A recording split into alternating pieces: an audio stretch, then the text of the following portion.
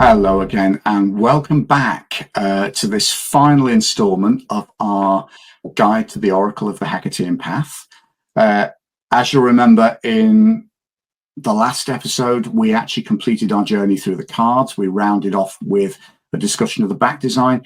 And just for this final one, Ken and I are just going to talk about the different ways that we use the cards and different ways that we feel that we can recommend for you to use the cards when you buy the deck.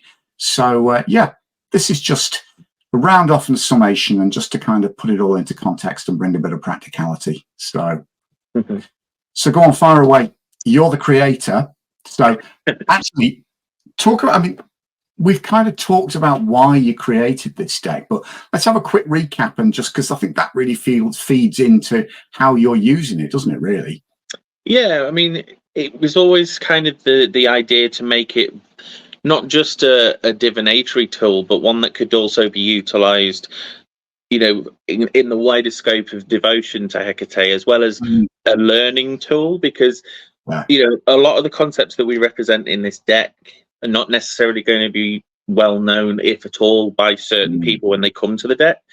Even if they've got a knowledge base of Hecate, there will probably be at least one thing that is new to them. So from that, it opens up the continuation of study and of sort of exploring the mysteries of the goddess, basically. Well, I can vouch for that, because in effect, I mean, acting as your illustrator has been my learning curve, hasn't it? I came into this project with virtually zero knowledge of Hecate, and so I mean, I can definitely vouch for that. If you're looking for a way in, then this is a great place to start, isn't it? Yeah, and I think that's probably quite a good coincidence, really, because you sometimes you get deck creators, especially if it's more than one person creating the deck, that they usually do have some sort of mutual interest or mutual experience, because that's what's led them to come to the deck. But beside the fact of me being inspired by your style, obviously, like you say, you were completely novice to the concept of sort of any form of goddess spirituality and sort of pagan sort of religion and such. So it's nice to know that it does still work for, muggles, for want of a better term. Well, it did. I mean, you kind of, you had your work cut out, because I mean, you weren't just guiding me through what you wanted to illustrate. You were having to kind of explain the concepts to me as we were going. But this, to me, it's just been the most wonderful way to learn. And I also think, I mean, from my perspective, I'm a very visual learner. So, ironically, these are images I've created, but I've learned as we were creating. And I think in a way, this is it's kind of formed my internal vision of the goddess as we've been going along. Yeah. So, but I felt that you were a very sensitive guide, because, there's nothing twee in here, and I don't learn very effectively if it's twee. And, I don't do twee. No, we've said all along, haven't we? I dated twee for 4 years, and I don't do it anymore. I'm definitely allergic. But you said all along, didn't you? I mean, this was going to be the raw goddess, and that's what we've got. So, but I mean, you talked about your original handmade deck, which was, as much a devotional tool as it was a divination tool. Actually, so just mentioning that. If you've got it there, let's see. That'd be brilliant. Well, I dug it out the other day.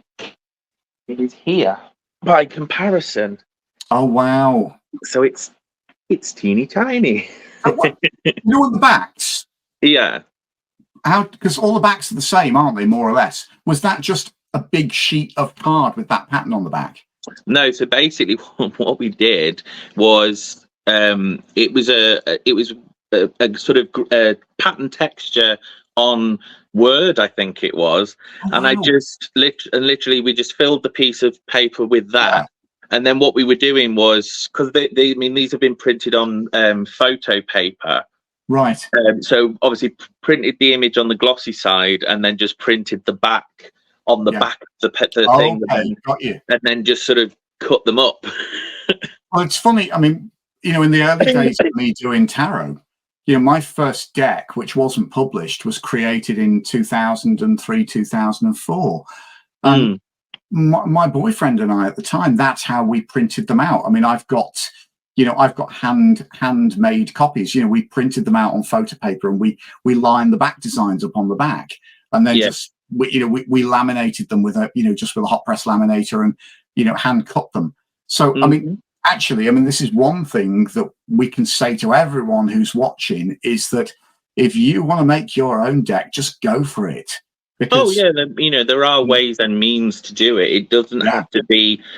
I think that's possibly the reason why I took so long, is because I kind of got hung up on the fact that I couldn't adequately articulate what I'd conceived in my brain with my own skill of art and such. So I had to take a while to sort of accept defeat on a certain level, to just do what I could. And obviously from all of that, we've ended up with this fully realized deck. That I'm literally just shuffling through this little prototype because I just wanted to draw a couple of comparisons to early ideas that have kind of evolved into some of the cards that we did create. Yes, that will be interesting to see. So I'll go with these ones because they're probably the most readily available. So I'll tell you what, we'll play a game. Go for it. I will hold the card up and you tell me which card it is. And then I will magically make the finished card appear on screen. In post-production. So, and I've got to get my angles right. Which card is that? Oh. Not sure if you can quite. That actually reminds me of Inalia, but it's not. It's not. It's one we've talked about not that long ago. No, go on. You'll have to tell me. So that is the Restless Dead. Oh wow! Now I see it. It's just a very blurry, misty human figure, really. Oh wow! This one will be dead obvious. Go on. Oh, the Crossroads. Yeah, which obviously we put the statue in the middle, and it became Inalia. Not Inalia, sorry, Enodia. Enodia, yeah. And obviously there's that one. The temple at Laguna. Yeah. Beautiful. Ooh, nearly threw it on the floor then. And that one. Oh, the chords. Yeah. Yes. That's quite a literal representation of them. Yeah. But that's actually a picture of my ritual cords that I own. Oh, okay. That I wear around my waist sometimes. But actually, there's something coming through from this. I mean, this has the simplicity of a Lenormand, and it actually shows you that with the most basic of tools and with a selection of photographs, what you've created is a highly effective deck. Yeah, and that's the thing. I mean, I made this years ago, and I'd used it regularly as part of my practice, just to sort of get insight and guidance as I was going along. Yes, it's fascinating for me because I'm seeing the origins of what we sat and became our labor of love on the computer. It's interesting that there's a kind of primitive quality about that prototype deck that actually makes it very special. I still, it's funny, I mean, I look at my original handmade tarot decks, and you couldn't publish my first deck. It's clunky, it's naive, but I do still read with it from time to time because there is something very special about it being the beginning of my tarot journey. That was always my ambition as a teenager. I would love to create my own deck. Finally in my 30s, I realized that, never dreaming that I would go on to create multiple decks. But, that hand printed copy, I think the other thing is as well, you're invested physically in something that you've handmade. Well, I mean, just literally talking about the handmade quality of it, because these were printed on photo paper, and they've got no lamination or anything. Every time I pick them up, I don't know if you can pick that up. Oh, you've got ink. I get inky fingers every time. I'm surprised there's any images left because of the constant shuffling, but I get dirty fingers every time I shuffle with them. So that was your prototype deck. So just give me an idea. I mean, obviously, we've been using this regularly since we've had these test copies. What's your kind of daily ritual with this deck? So sometimes sometimes I don't have a daily ritual with it. Sometimes I just don't feel there's a need to even just, draw the daily signifier card. Sometimes I just don't feel as though that it's necessary. I tend to find that my use of the deck is cyclical with the lunar cycles. Predominantly. I mean, there are times where I will just pick it up and read with it, but as you say, you can just buy, pull out a card a day. You can do the quick 3-card, past, present, future style readings with it, or as we mentioned in the booklet and stuff, there's I developed a couple of spreads, and it will also work with already pre-existing spreads that maybe are used for other oracle decks and tarot decks. I mean, I know you said you've used it with the Celtic Cross and I do, yeah. And it's funny because I have a couple. I'm not a great one for oracle decks. I'm very, very picky with oracle decks. So I've got a selection of, where are we? 1, 2, 3. I have a selection of 4. Apart from this, that I work with on a regular basis. So this makes number 5. But I've found with at least 3 of those decks that I will work. I will use them in a Celtic Cross, and it works beautifully for me because it's such an all-encompassing reading. And also as well, I find it's really good for my tarot practice to be working in a traditional spread, but then all of a sudden to be working with a completely different deck. So I use oracle decks very often to kind of shake me out of my complacency with the tarot. Don't get me wrong, the tarot is my first love, but every now and again you kind of need to shake it up so that it doesn't go stale. So yeah, I mean, I can sort of echo that use this deck with pre-existing spreads if it's a spread that you're comfortable with. I think the great thing about the Oracle of the Hekatean Path is, I mean, you were very wise when you said you wanted to make sure you created a well-rounded oracle with a lot of cards. So the fact that we have got 60 cards in this deck, it lends itself well to those larger spreads like a Celtic Cross.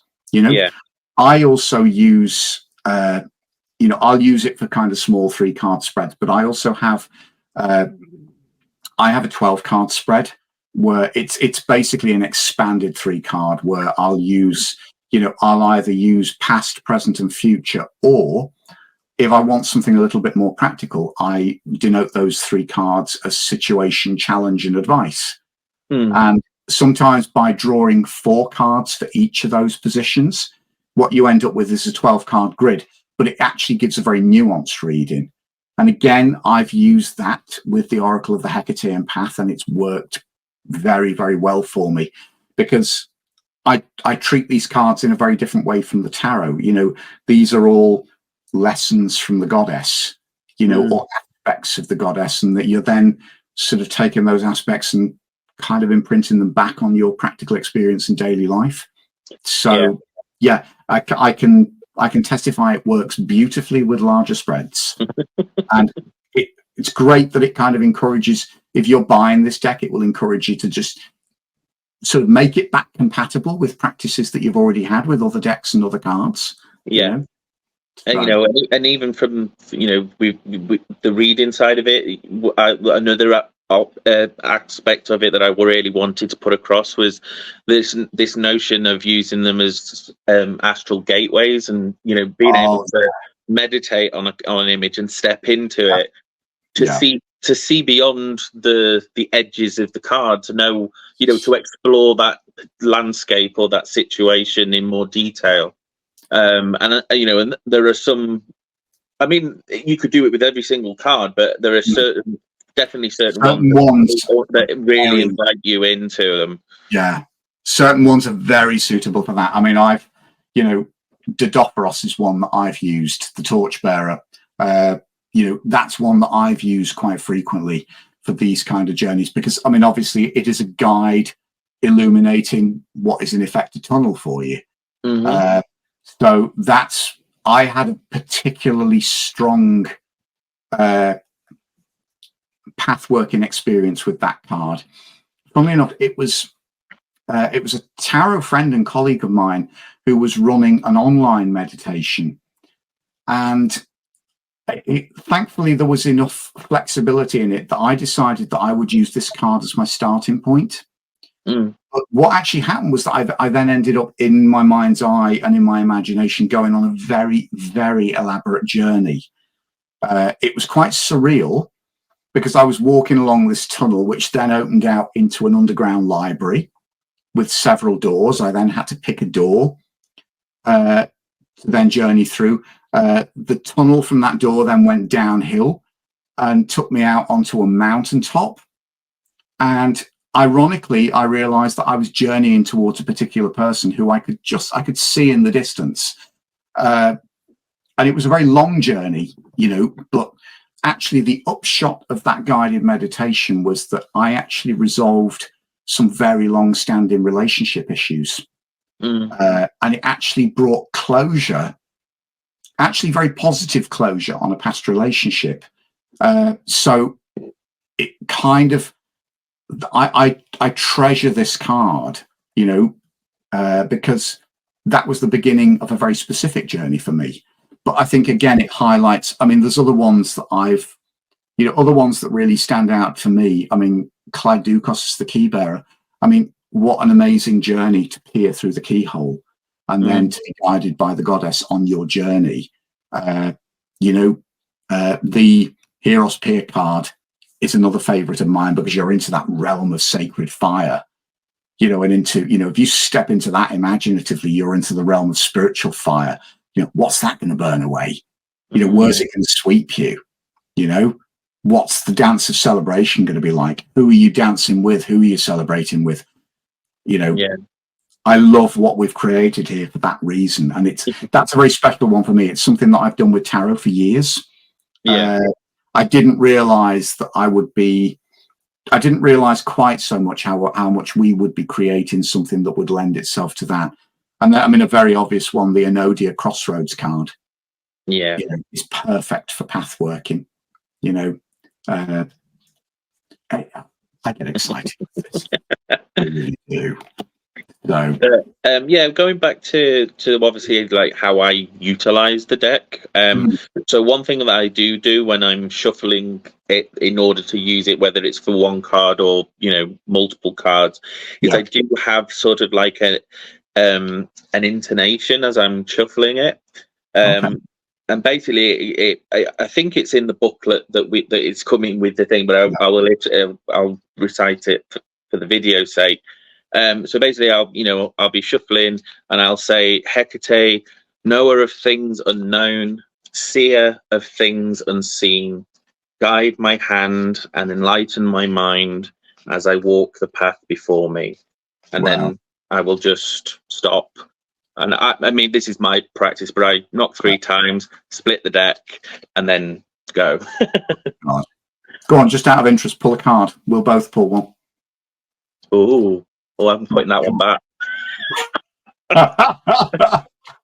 What did you get? I got wow, amateur. Oh, that's interesting. Yeah.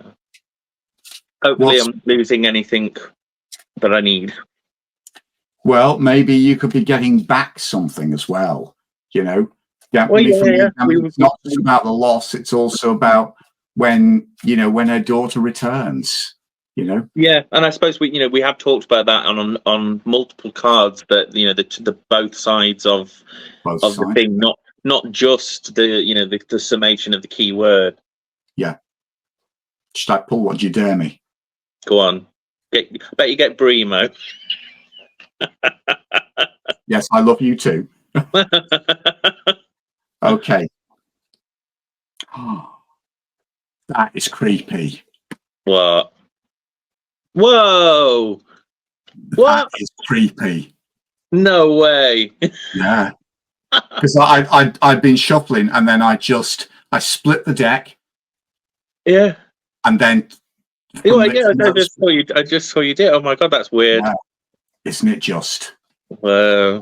Oh, that's yeah. Oh, we've got a lot to think about. So you have seen it here. You know, this deck is guided. What's the chances of that? Wow. You see, that's really pertinent for me at the moment because I've experienced loss of the biggest kind last year. So I really I resonate with this. The grief of loss. I mean, for me, it's the loss of a parent, but at the same time, I'm now in the position where the loss, it's coming up on a year. In March it will be a year. So I'm very much in that rebirth period where the grief is still quite raw, but I've come through the winter and we're starting to get the shoots of spring. I'm myself and my mum, because we lost my dad, we're very much in that realm of this is our new reality, but we're actually settling into that new reality and it's becoming routine, and it was a very dark place to go. But at the same time, there is actually also a certain amount of hope in this, that there will always be new life and new growth, and something that I said to my dad when he was dying was that, it's all right to go, if you need to go, if you need to leave us behind, that's fine, because one of the things that I also realized and that I whispered into his ear, that, for mum and I, it will seem like quite a length of time, but for you, in a blink of an eye, we will be joining you, Yeah. And actually drawing this tonight is very reassuring because it reminds me of all of that, that cycle of life and death. And, it certainly for me, and my belief in the afterlife, wherever it is, whether it's the underworld, whether it's up there, but there is that, again, I find this, it's painful but reassuring. So yeah. Wow, what are the chances of that? Out of 60 cards, both of us got 60. Yeah. We both pull the same card. Yeah. Of course, I'm not going to be worried of saying, should we pick another? Yeah. Wow.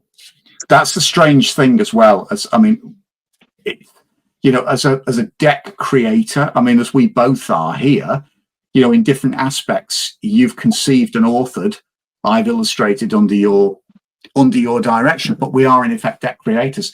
It's very strange when that tool that you conceived takes on physical form and then you realize it's stopped being yours. It's taken on a life of its own. And particularly when you read with it and things like that happen, you realize that even though it's your own work that intimately, it can really fling some surprises at you.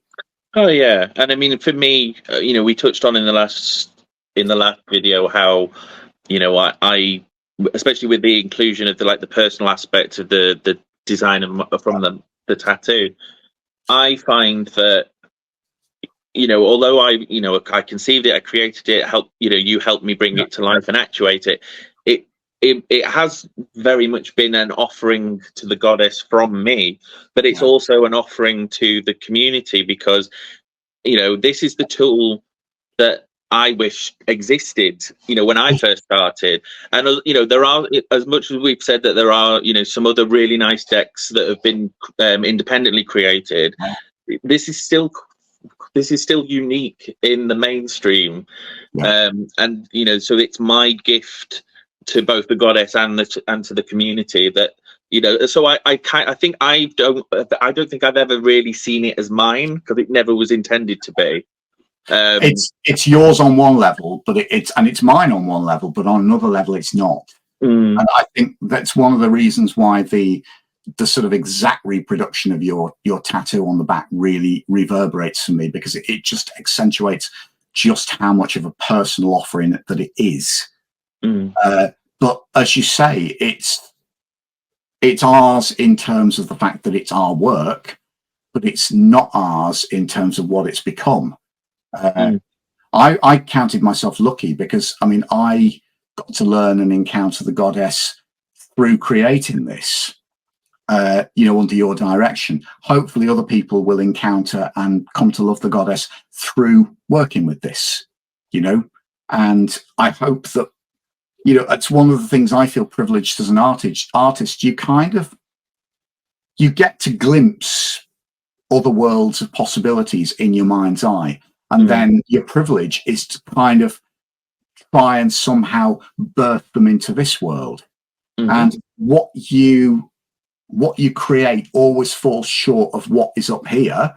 And that, I mean, even the greatest artists have said that, and that's your lifetime's frustration, is that you can only ever really give birth to a fraction of what you actually see in your head.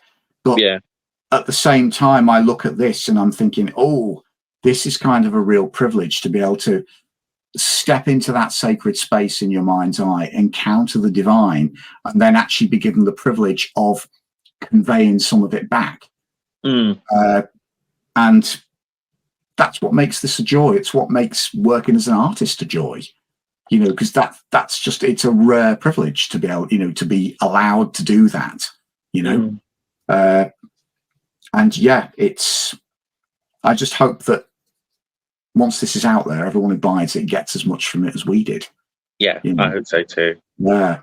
So, one of the other things I wanted to touch on was using the deck, not strictly as a divination tool. One thing, this will possibly be a bit more relevant to those people who sort of worship the goddess, or coming from a pagan spirituality where they want to approach the goddess. And one of the things, obviously in my experience, when people are first starting out, they're not quite sure how to approach the goddess, they're not sure how to make the offerings, that they worry about the fact that they've seen everybody's really nice altars on the internet, and that they worry about not having the right items and the right things. One of the aspects of this of this deck was to use it in sort of a literal tool kind of a way. And one of the examples that I'm going to try and illustrate through this is obviously at the dark of the moon, the offering of the deepening at the crossroads.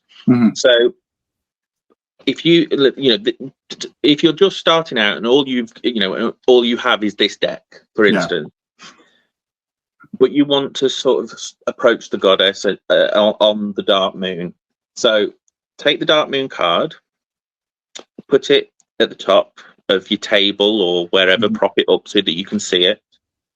Then next to it, put Nycteria or any particular image of the goddess from the deck that you resonate most strongly with. Then underneath the two of those, sort of in the middle, place the Enodia card for the crossroads. And then you can meditate, and when you're ready, place the deepening card beneath the crossroads. You have then symbolically made an offering to the goddess without any tools, statues, incense, anything. That is incredible. One of the aspects that I really wanted to kind of illustrate to people, that it can be utilized in a slightly more practical way. Yeah. Because, I mean, that's so powerful, because, I mean, very often as well, just actually visualizing our intentions in that very physical way, what you've just described. Oh, we lost you there for a second. You're back. I'm back.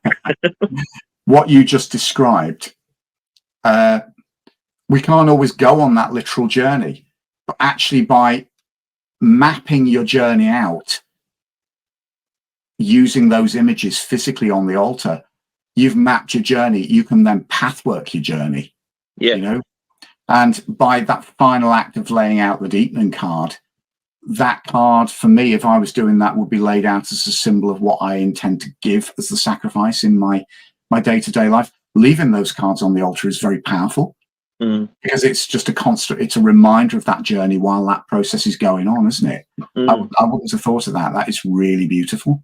Yeah. Yeah. So hopefully people will employ it in that kind of respect, because that is just one example. It could be different examples you could take.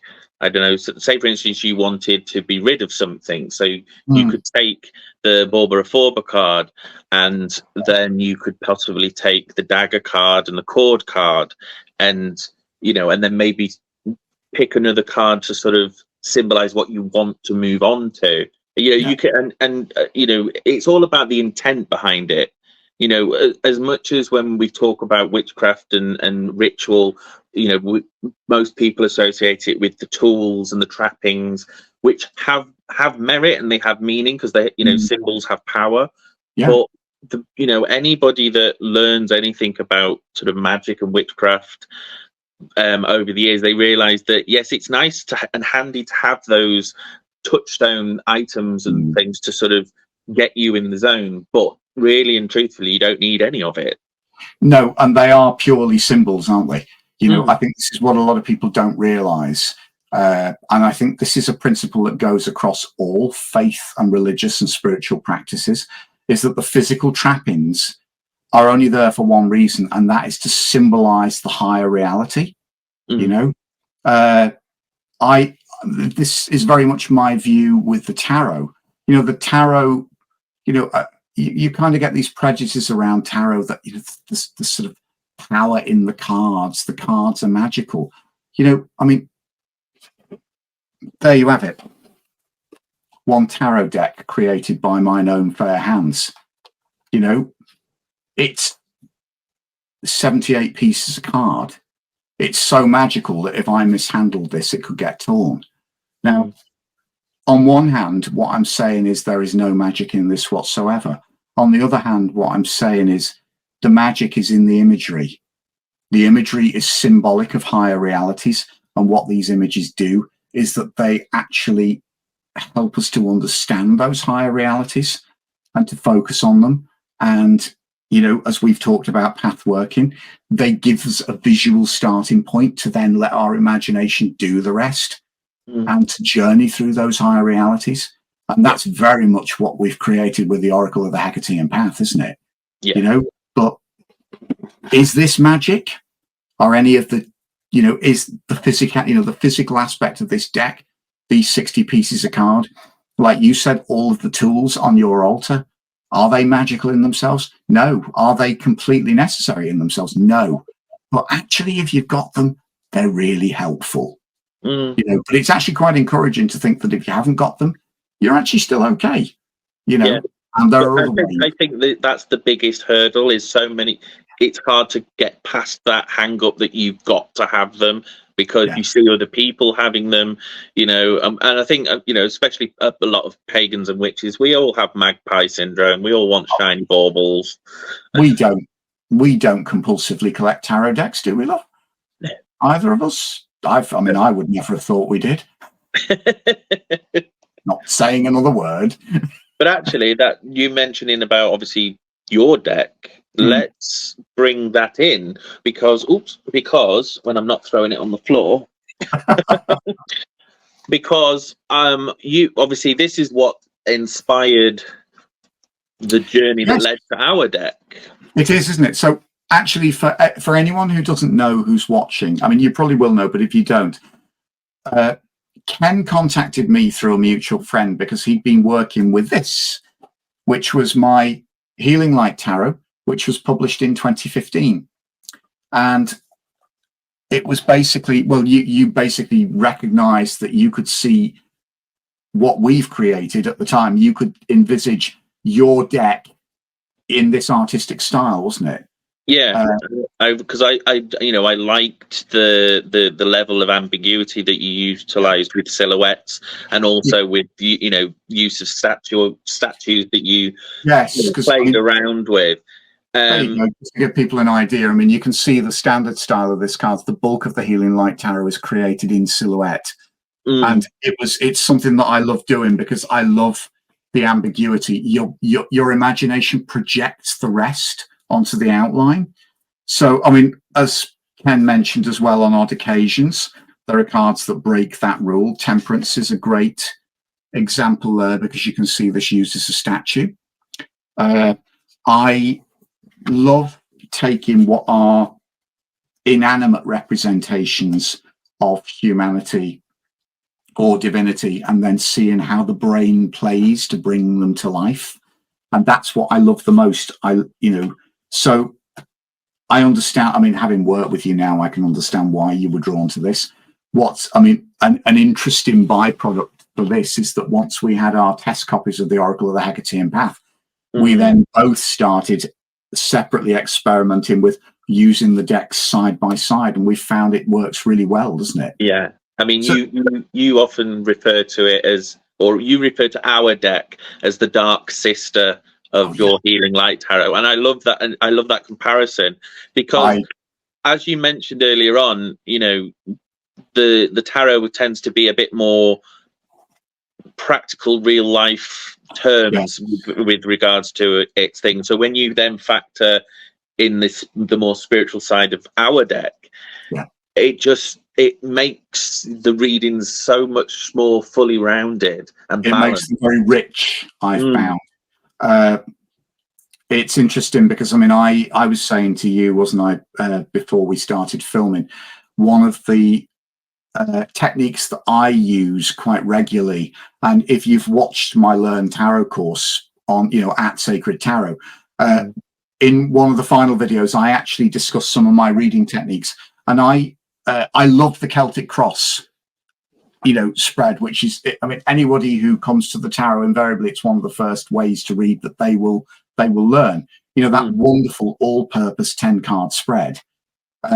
I have a technique where I double up on that rather than just drawing one card per position. One of the things I explain in that video is using 2 tarot decks, shuffling both decks, and then laying the Celtic Cross out with 2 cards per position, 1 card from one deck, 1 card from the other. Now, obviously in the Learn Tarot course, I explain that, with the technique of using 2 completely different tarot decks, What I have done is I've then translated it into using, in this case, the Healing Light Tarot for card 1 and the Oracle of the Hekatean Path for card 2. So in effect, I've got a 20-card Celtic Cross, but I'm using tarot on one hand, the sort of earthy reality of tarot on one hand, and the powerful spiritual insight of the Oracle of the Hekatean Path on the other. And it's the card pairings that actually really do clout. What I'm going to do, just to illustrate that, I'm going to draw 1 card from the Healing Light Tarot. Let's take, for example, both Ken and I obviously drew the Demeter card in our earlier draw. So I'm going to use the Demeter card as something that the goddess is trying to sort of prod me and jog me with. And I'm going to draw a clarifying card from the Healing Light Tarot. So, I mean, obviously this is only a 2-card spread, but it will begin to give you an idea of how this 20-card Celtic Cross with 2 cards per position can work. So I'm just going to, there we go. I'm going to go about there, and I'm going to draw that. Ooh. So there was my Demeter card, which, we can honestly say that was the message from the goddess. Now, the clarifying card I drew was the 2 of Pentacles. So the 2 of Pentacles for me is, it's a card of change. In the Crowley Thoth deck, the 2 of Discs, as it is there, has the keyword of change. In the Golden Dawn deck, which the Waitsmith system was based on, the keywords are harmonious change.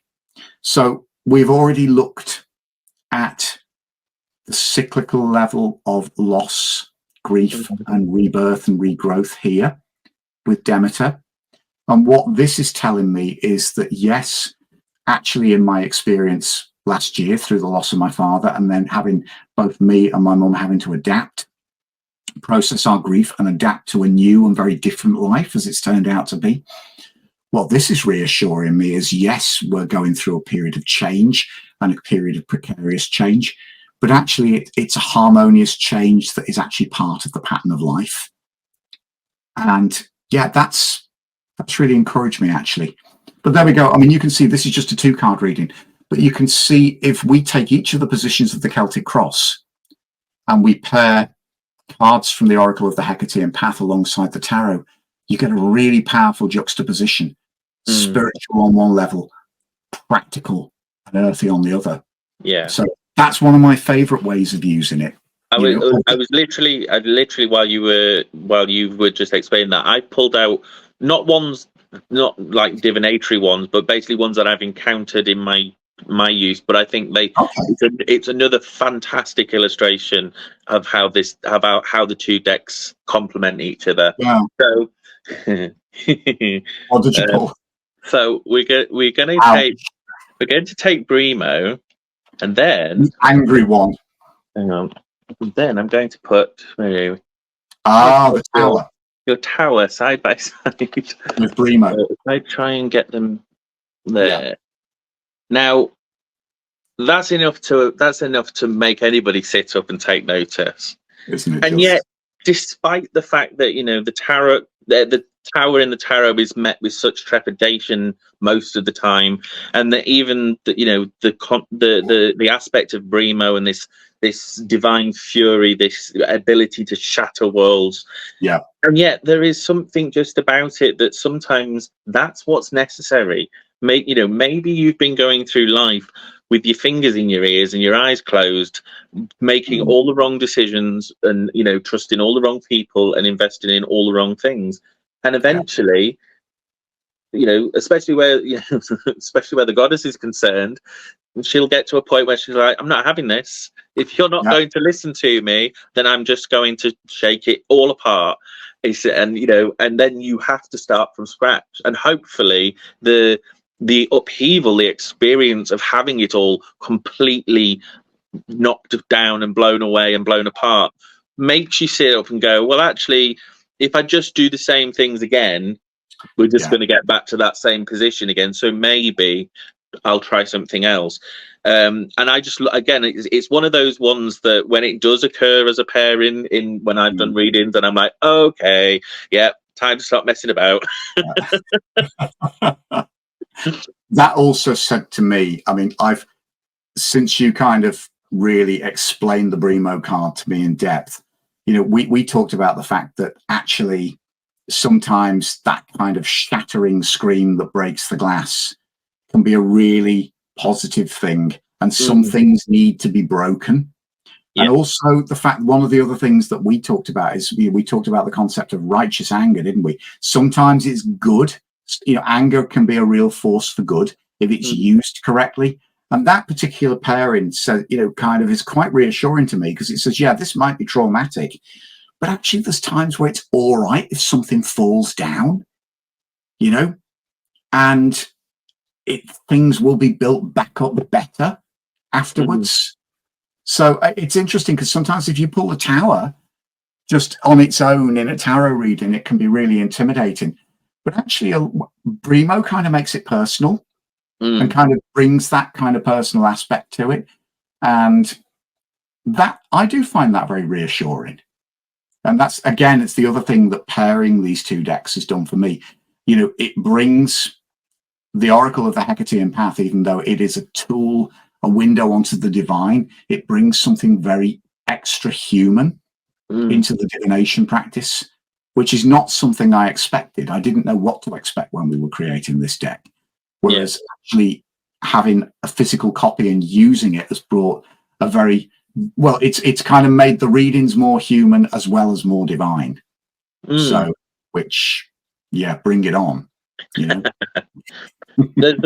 is another method that I do use that I thought I would share with this. Up until obviously devising the deck and obviously having our test copies, in this fabulous book, the Temple of Hecate by Tara Sanchez. Now there is a particular chapter in this book called Divination, Mhm. tarot cards. And what Tara does is she talks about the Rider Waite Smith deck Yeah. in relation to Hecate, and Okay. she explores the major arcana Mm. in sequence, but applies each card to a different aspect of Right. Hecate by exploring the symbolism in the card, applying it to examples found in myth and in historical record, Yeah. and then she gives this sort of small invocation at the end of each one. So I mean, if I just take it by example, obviously justice is there at Mm. the top, so we will turn to justice wherever that is. So obviously it talks about the symbology of what the card looks like, Yes. and then she applies this to Hecate in this role between the ethereal and the Empyrean realms. Mhm. She draws on Plutarch, um, and sort of like the soul journey and things. And Yeah. then at the bottom, she calls I call upon Hecate, leader of the worlds and the gateway between the realms. Judge me wisely, so that I may be twice born and transcendent. And Wow. what I do is every full moon, I utilize that. And obviously now, since we've had our prototype decks, I Your use I yeah. use that as a sort of guide, and then I use our deck to figure out how I'm meant to implement it. And I Yes. do it as a monthly or monthly lunar practice. Mhm. And I mean it. It's infallible. I use it all the time, and I heartily recommend this book. I mean, this book So was this is the Temple of Hecate by Tara Sanchez, isn't it? yeah. I mean, it was published in 2011, was it? Yeah. Let me just double check. So it's been out for a while. It's Tara. available. It's published by Avalonia Okay. Books. But yeah, it is a really good all-round introduction to both Hecate and actual Hecatean practice. I Um, view Tara as one of the great wise women in the community. Definitely. She is incredible. I also view Tara as my total companion in crime. I spent a very, very happy time, not at last year's UK Tarot Conference, but the year before. Mm, And I was sat between, I had Tara Sanchez on my left, and I had Janine Worthington on my right. And anyone who knows Janine, she's the creator of the incredible In Between Tarot, which is also published by Lo Scarabeo. But Janine is also she's the basically the chairman of the Tarot Association of the British Isles, and it was the naughty table. You know, I've not had so much fun in years, because I mean we were just sort of giggling and disturbing the peace for the most part, but actually when when you're kind of sat with that level of wisdom on either side of you at an event like that, oh, that was a joy. But mm. yeah, Tara was also the person that made me realize that our really troublesome card of Kirke was really all right after all, because the first time I handed my test copy to Tara and she was leafing through, that card got the most oohs and ahs. Mm. So again, that was great to actually get feedback from somebody with that amount of depth and understanding, you know. Yeah, Tara's incredible. Read that book, Oh, because definitely, yeah. yeah, And you use her guidance through the major arcana, because it is really, really useful. yeah, yeah. Well, we've come to the end, haven't we? I know, it's weird. Yeah, isn't that strange? It's funny because we've been planning these videos for months, obviously to coincide with the release of the Oracle of the Hekatean Path and to go beyond the release. So yeah, this is, I mean, just thank you to everyone who's joined us on this journey. You know, we assume that if you're here that you've bought the deck, or that if you will be thinking about buying the deck. If you do, from us both, we really do hope that it touches you deeply. It's a very deep and personal offering from us, isn't it? For different reasons from each of us. Yeah. You know, for me, it was a pilgrimage of learning. For Kenn, it was a pilgrimage of devotion. And I think what we've created I think that shows. And I really do hope that you get as much joy and illumination from this deck as we did in creating it. It was just a total pleasure. And Kenn, it's just been a complete pleasure doing this with you. You know, I couldn't have thought of anyone I would rather have worked with or consumed the volume of cake and drunk the volume of wine that we did when we were creating this process. It was total joy. So, yeah, thank you. But thank you to everyone who has come on this journey with us. The Oracle of the Hekatean Path is published February 2024 by Lo Scarabeo. And yeah, we hope that you enjoy it and that it touches you as deeply as creating it did for us. So thank you again. And hopefully we will see you soon somewhere else on this channel. But yeah, stay with us and we look forward to seeing you again. Take care.